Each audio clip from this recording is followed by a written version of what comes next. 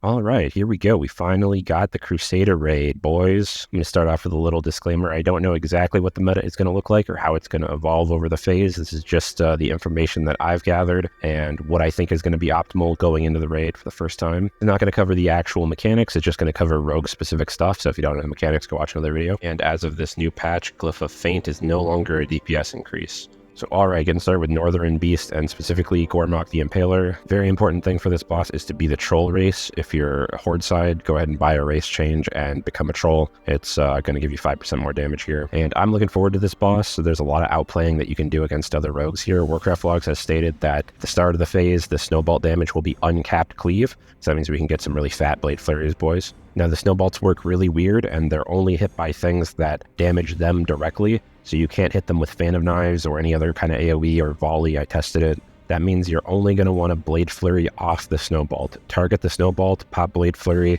and then the Blade Flurry will copy the attacks to Gormok, not other Snowballs, just Gormok, and you'll be able to cleave that way. And a mistake that I see, even the most veteran rogues that make content, they keep doing this in the videos. Don't Killing Spree with your Blade Flurry up, because Killing Spree is only going to hit Gormok, and it's not going to Blade Flurry the Killing Spree attacks to the Snowball.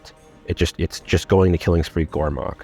So how I'm going to do this is I'm going to Killing Spree on pull with my double trinket procs and my pre-pot, and then save the rest of my cooldowns for my second trinket procs when the Snowballs are out, and then do a really fat Blade Flurry then.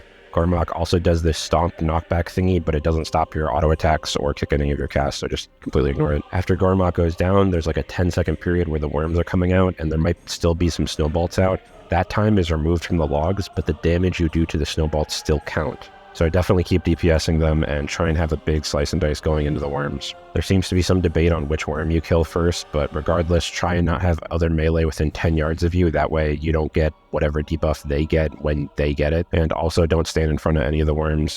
There's not that much to min-max on the worms, to be honest. After the worms die, Ice Howl comes out, and this is the fun part because you can actually outrange the knockback by being max melee range. A lot of people know this, but what a lot of people don't know is that you want to be away from other melee DPS and you don't want to have any range behind you. This is because just like the Hodier hallway trash, if he targets a player with that icy breath thing, it'll stun everybody near that person in like a cone. And the only way that you can get hit if you're by yourself is if he targets you specifically.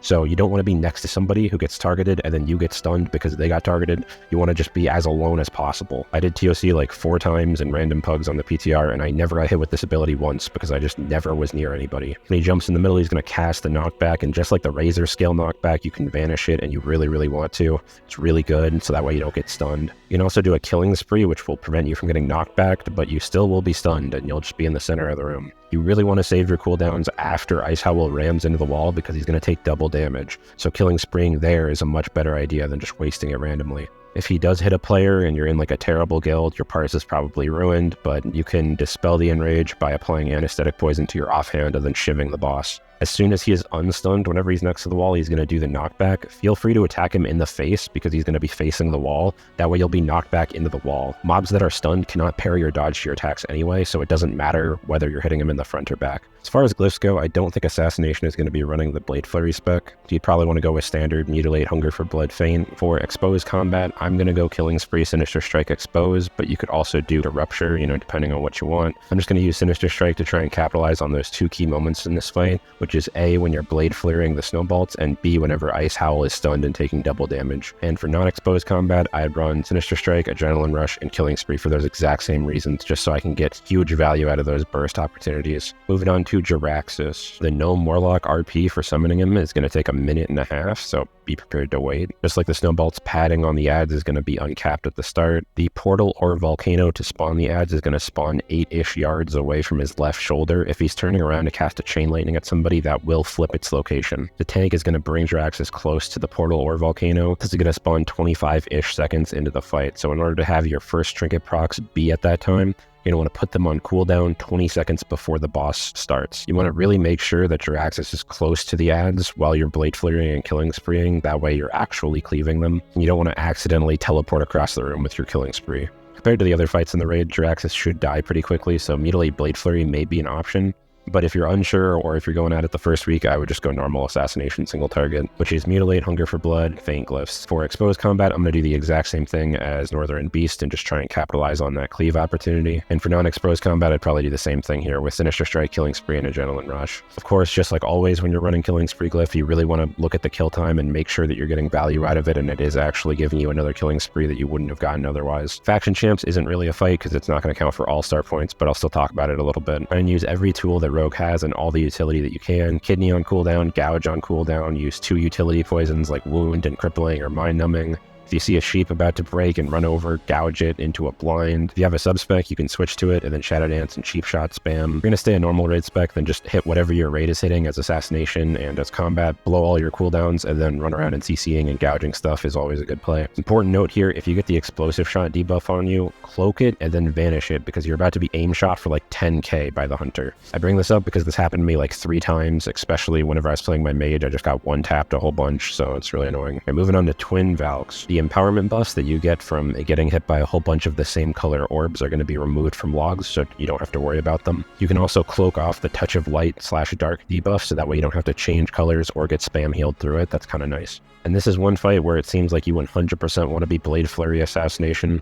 Just from what I've seen from rogues that have played Assassination on the PTR, they were just always the Blade Flurry spec. And it makes sense because this is just a really long cleave fight and you just want to maximize cleave as much as you can. And Killing Spree is really great here, but pay attention to where the backs of the Valkyrie are facing because that's where you're going to go when you Killing Spree. So if they are max melee range away from the tank and they're far apart, you're going to teleport to the back of each one of them, which could easily be out of range to Blade Flurry cleave the other one.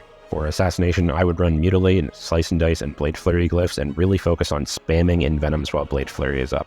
The Envenoms are getting cloned, but not the poisons, so it's okay to waste the uptime on the actual Envenom buff. Just spam the hard ability Envenom, try and maximize the ability damage. And for exposed combat, again, I'm going to be running Sinister Strike, Killing Spree, and Expose. And for non-exposed combat, I'd maybe go like Sinister Strike, Faint, and Killing Spree. It's possible that it might be a DPS increase to multi-dot your Rupture on the Valkyrie that you're not hitting, but this is going to take reduced damage, so I'm really not sure if that's a good idea or not. If it is, then loading up on rotational glyphs could be a good idea with Sinister Strike, Rupture, and Slice and Dice just to maximize your rotation and keep up 2 Ruptures as long as you can. But I'm going to wait for some other opinions on this because I have no idea how to sim something like that, so we're just going to have to wait and see. Alright, time for the big bug boy. This is another fight where, at least at the beginning, we get that juicy, uncapped cleave. However, it's only going to be for the first 2 phases of the fight, not the last phase. This is also the only fight in the raid where you want to be Fan of Knives. In phase 2, the Swarm Scarab ads don't count at all, so avoid wasting your trinket procs on them. If your trinkets are up and your raid wants you to hit them, then target one in the back of the room and make it look like you're about to do an auto attack, you know, a little auto attack animation, or like fake a disconnect or something. If you have penetrating cold and you feel like you're going to die, you can always cloak it off. And because the ads in P3 don't count, I honestly don't think you should even use Killing Spree in that phase at all, because you're just going to hit the ads and it's going to lose some value. That is, unless you find a way for a Nubarak to be the only enemy within 10 yards of you, which you could do by running in front of the boss because he doesn't have a cleave.